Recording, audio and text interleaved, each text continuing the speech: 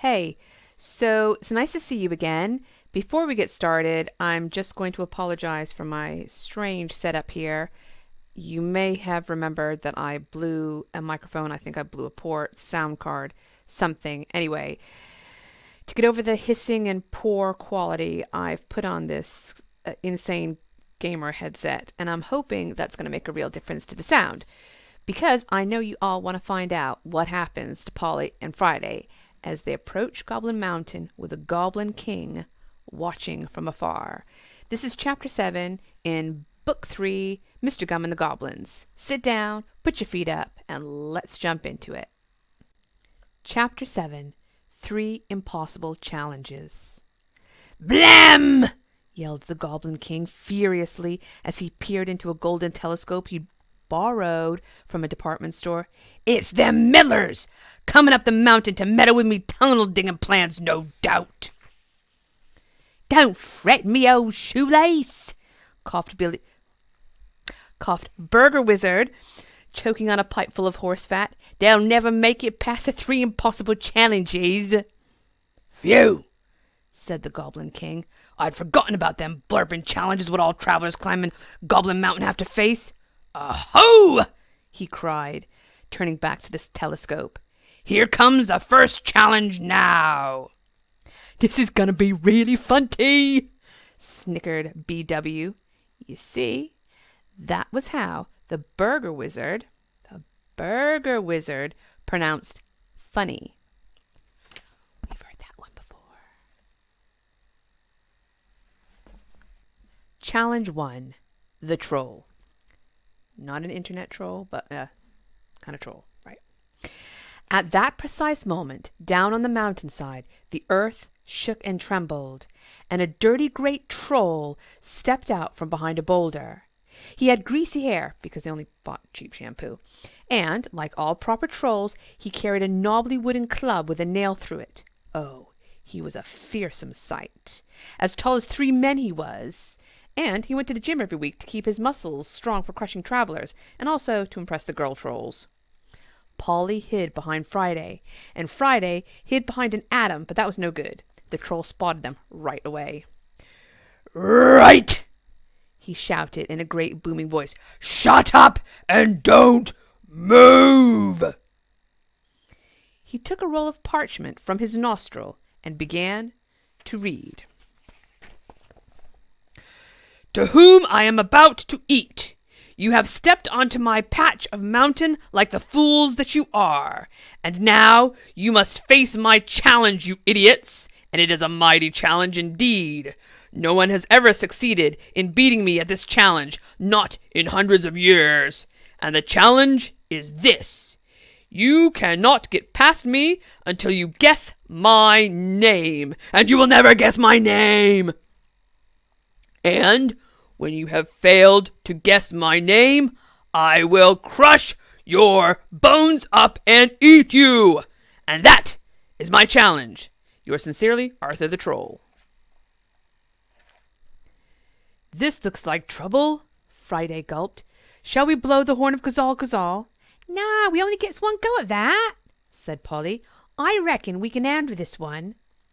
Bravely, she stepped forward. Your name is Arthur the Troll, said Polly. And I don't lie, 'cause I know it is. Now yangle off, Airy. Lucky guess, muttered Arthur the Troll as he yangled off. I'm going to the gym. No way! Shouted the Goblin King in disbelief. Somehow them mellers got past the troll. Don't you worry, laughed BW.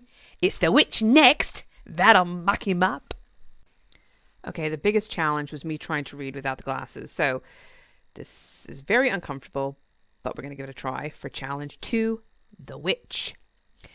Down on the mountain, a secret door in a rock opened with a scary creaking sound, and a witch came out, hobbling along with her little bent back and leaning on a cane. I'm gonna do spells on you, she cackled. Yes, that's right, spells. I'm gonna muck you up. Did you hear that? Said Friday in fright. Spells! Quick, said Polly.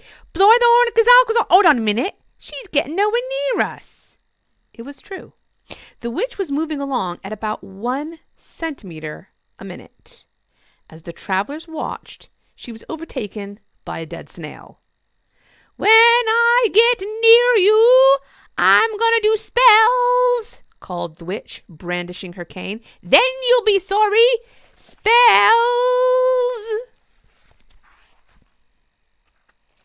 Friday and Polly looked at each other.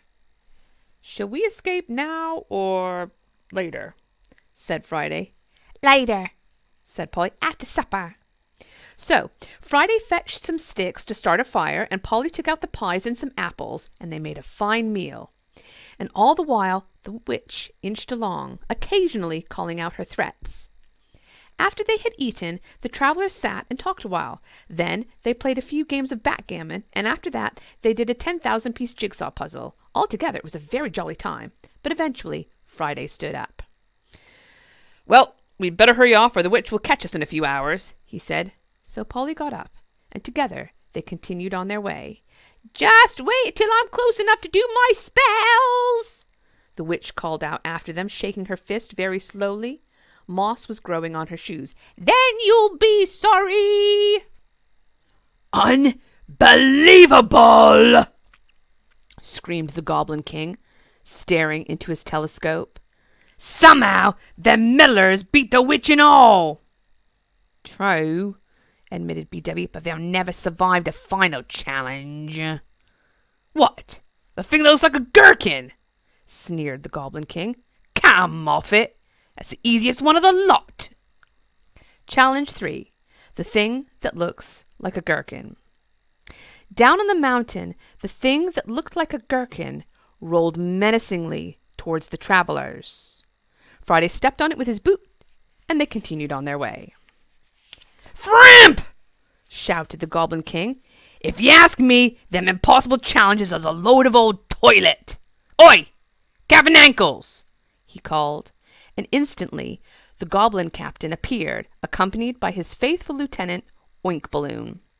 Now listen, Ankles, said the Goblin King. I want you to go and capture some meddlers from me.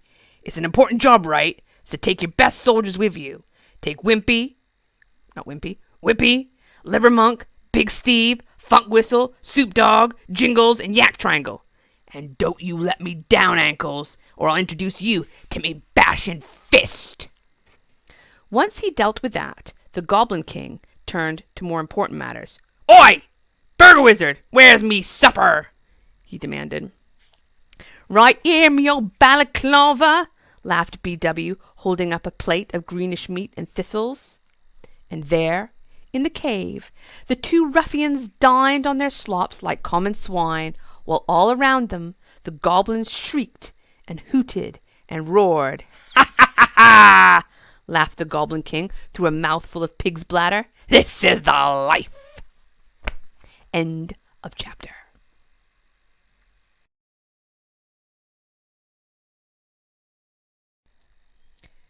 This looks like trouble, Friday gulped. Shall we